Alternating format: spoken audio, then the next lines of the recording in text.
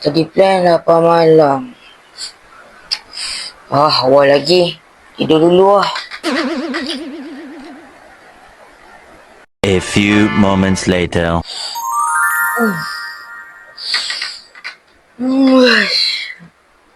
Sudah 45.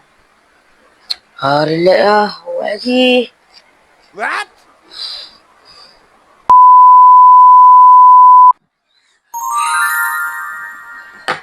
Daniel, tak apa ke kita study last minute ni?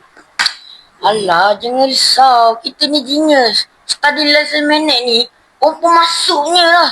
Lemak kan? Tapi betul juga cakap tu. Sekarang pun dah pukul 1:30 pagi dah. Yalah, jom kita balik. Masa panjang lagi. Kita kan genius. Lemak.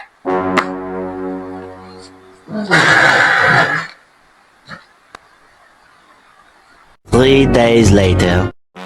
Susahnya. Ni soalan luar negara ke dalam negara ni?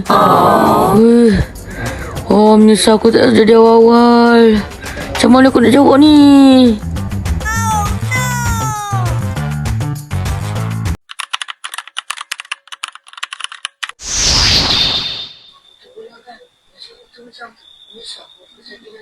Weh, korang sembang apa lagi? Jom kita study.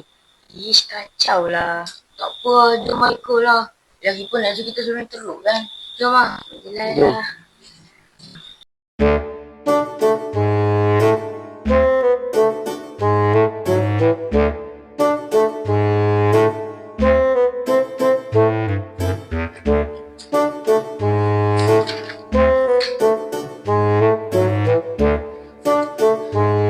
Yang buat ni nak buat macam nak tau.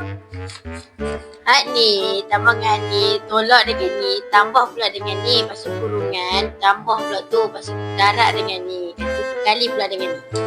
Nampak apa lah apa? Ni, tambah ni, lepas tu tolak dengan ni. Kau dapat ke mana? Apa je ribet pala. Tak apalah, kita kan tengah study. Okay, macam ni. 3 weeks later.